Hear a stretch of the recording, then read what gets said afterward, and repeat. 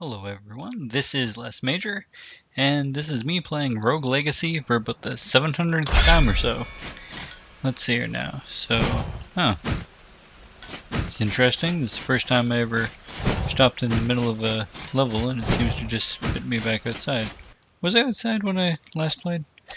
Anyway, as you can see, I've loaded up the manor with tons of upgrades and everything, and I've been playing this thing to my heart's content. Really be wanting another Castlevania style kind of game like Symphony of the Night and such. And definitely Rogue Legacy has really helped towards that addiction. It's been a lot of fun going on through and slaying up all the monsters and collecting gold and upgrading my character, but I feel like I'm almost kind of at the end now. Like I've gotten far enough that I just don't have the skill to be able to beat the game, but I'm kind of there anyway. But anyway, so as you can see, Rogue Legacy plays a lot like your favorite Castlevania kind of style game. You're roaming on through a castle. It's in the rogue sense. It's randomly generated, just like the good old classic RPG. And yeah, you're able to continue on through and explore all over the place, trying to get as much gold as you can. So when your happy little dude here dies off, you're actually able to go back to the start and end up starting over as another continuation of your legacy. It's like trying to explain the title. Isn't that great? Anyway, so as you can see, it's, simple basic happy stuff. You know, you're going around collecting as much gold as you can. You can do little Legend of Zelda Adventures of Link downward press thing here to activate those platforms down there. The main part of the game is the castle here. It's, well, I should say the main part of the game. The first area is the castle, and then there's 3 other branching areas that continue off of it. Now this area right here shows, fairy chest objective up there at the top. Obviously you can read that. Now the main point of it is to be able to run through here and not take any damage in the meantime. I've never actually done one of these, and now I still haven't. But yeah, I've gotten fairy chests before, and basically they give you a rune stone that allows you to upgrade part of your character. But henceforth, such as being able to double jump like that. That's one of the upgrades I've got.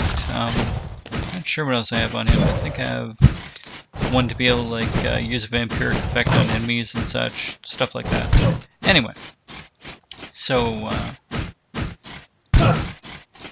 as I was saying, the different parts of the castle are an underground area, which is basically this really dark dungeon kind of area. There's a tower kind of area, which is not like Castlevania with like the gears and everything. It's more of this misty kind of creepy area, which, let's see where I am here on the map. We'll keep going on over this way, see if we can reach that. But also to the far right, there's more of a garden outdoor kind of area. So it's not exactly like Castlevania where you run to the far right and then next thing you know you're outside in like one of the towers or something and trying to advance that way. It's more so split up in different kinds of 4 different kinds of areas. That was one of the more quasi-boss type characters, of course. You know, played enough of this area that I'm able to just go straight through him with level 94 character. You'd kind of hope that you can do a little bit of extra damage with that. But anyway, they're basically kind of like mini bosses that can give you like extra gold and stuff, extra treasure chests, stuff like that. So let's see here now. Still just heading on up here. I've really enjoyed the game. There's no question there. I would have really liked it a little bit better. There's like one kind of thing that if you're like about to strike an enemy and you get hit at the same time, you stop your hit animation, it seems, and end up getting damaged, but you don't end up killing the enemy. I think that's the main problem that I'm coming across here. It's either that or I'm just really terrible at the mechanics of the game. Either or, that's one of the things that kind of got to me. Here we go. Here's the misty area that I was telling you about. I can live through this little bombardment here to show it to you. Okay. So as you can see, similar enemies and such, even though there's a decent variety of enemies. As you can see, there's some bigger wizard characters up there that have stronger attacks than the little guys that are just fighting down in the other area. So you know, it's quite good too that you get a heck of a lot more gold when you kill off the enemies in this area too. So, just continuing up here a bit. I should probably show you, to wrap this up and all that too, show you what happens when your character actually dies off. Just have some spikes down there a little ways back, but anyway. Basically, so I can show you exactly how the whole lineage portion of the game works, since that is one of the big selling points. You actually have a trait system in the game that allows you to decide, well, not really decide, but pick from different options of how you want your character to advance. Spikes, of course, as you can see here, damage you quite a lot. It's probably one of the most damaging things, you know, besides some of the bigger enemies in the game. I really like this part where it actually shows you all the enemies that you've slain along the way here in your playthrough. Now, so we get kicked back out to the title screen, go back in, it continues on our legacy. Now I've unlocked a couple of the other classes here, such as the Lich right here, the Dragon, which is a secret class, and wow, that's kind of a spoiler. That's like my second time getting that class. It's just like, it's right there. I'm recording a video, there you go. And the Hook Age is your Naruto kind of character and everything, so that's really kind of cool. You see, he does like massive damage and everything, but can't do critical attacks, unfortunately. But I play through with them like crazy. I actually really like them because I can make it the furthest with them, you know, using all their massive damage. So none of these are actually the main character classes from the game, such as, I think it's basically along the lines of Thief, Mage, and Barbarian, and a basic kind of fighter that becomes a Paladin, something along those lines. Anyway. So let's go with our little ninja here. I have 2,000 gold.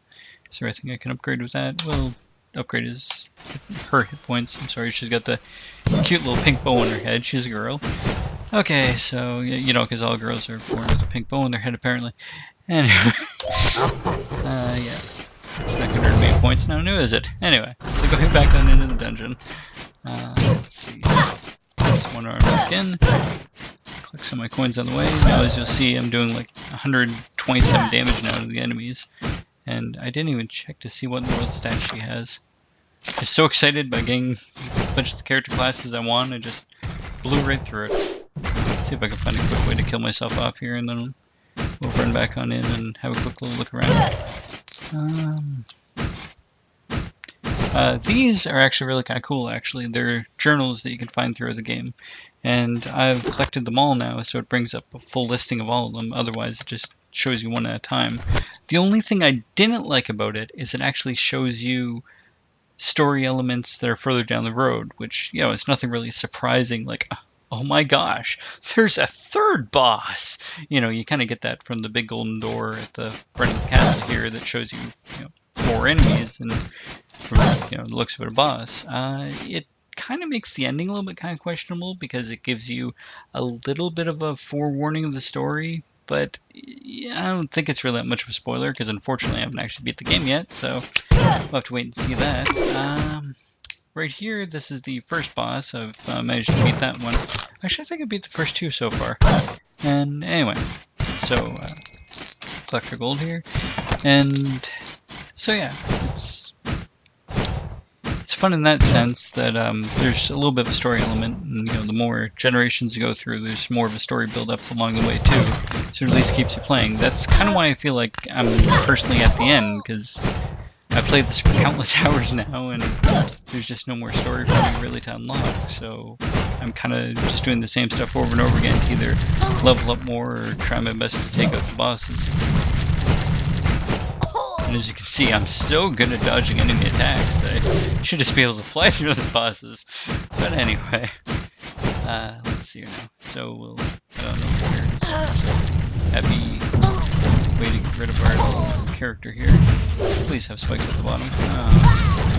Oh, okay, yeah, he's doing a good bit of damage. There we are. Okay, so she keels over. Yes, obviously, you know, from her parting words there, she's little bit of a swearer herself, so that's one of her little traits. So let's pop right back in here. Okay, so our dragon character, 3rd one now.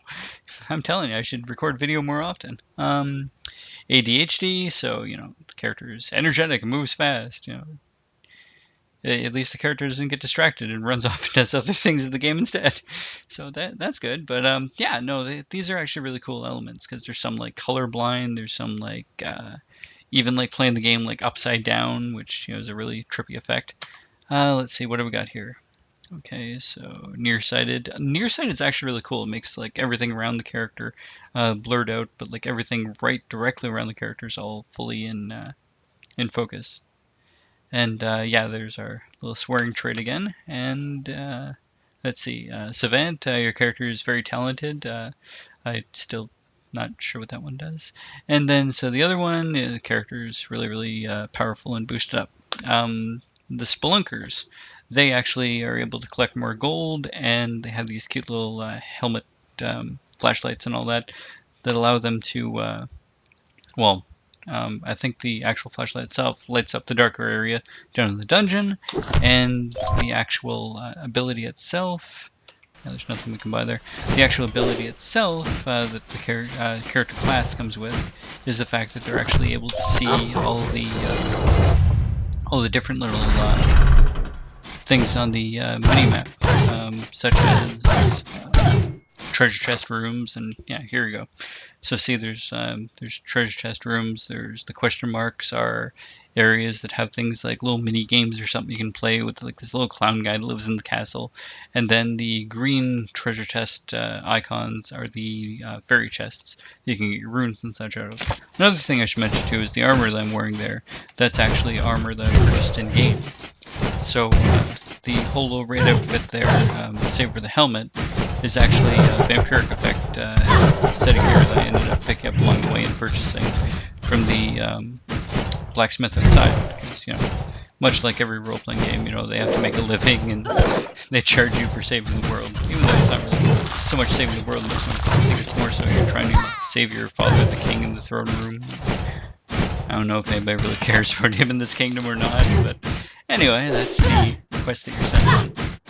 So yeah, no, Rogue Legacy is a lot of fun. The only thing that's getting to me is the fact that I have to keep on playing more and more and more throughout the game. Oh, and apparently boss rooms are question marks too. Like, I'm enjoying the game. I'm having a ton of fun playing the game more and more. The only downside is having to keep constantly replaying it over and level up is actually getting a little bit kind of tedious. I do actually kind of feel like I'm at the end, so there's apparently a New Game Plus mode, so it would be a lot handier if I was able to just kind of wrap up where I am, and if I want to continue on, I can go into New Game Plus and replay all the bosses at the end. Again, it's no fault in the game, because very much so, it just might not be very good at it, considering the fact that I just jumped into that projectile from that eyeball back there. But, so yeah, no, it's definitely a good game worth giving a go, and I absolutely love the fact that it's another Castlevania style game. We could really use a lot more of these. I really miss the whole, cool, we got a mimic stuck in the floor there, that's like a little secret pathway you can go through. But yeah, I really miss the whole Castlevania, Metroidvania kind of video games. Those were a lot of fun. It's a shame that they've kind of gone away, and hopefully one of these days we'll actually get them back again. And until then, we have awesome indie creators such as Cellar Games and dead again. Yeah, awesome creators such as Cellar Games that are at least making us new games to be able to play in the meantime. Thanks very much for watching, and this is Les Major signing off.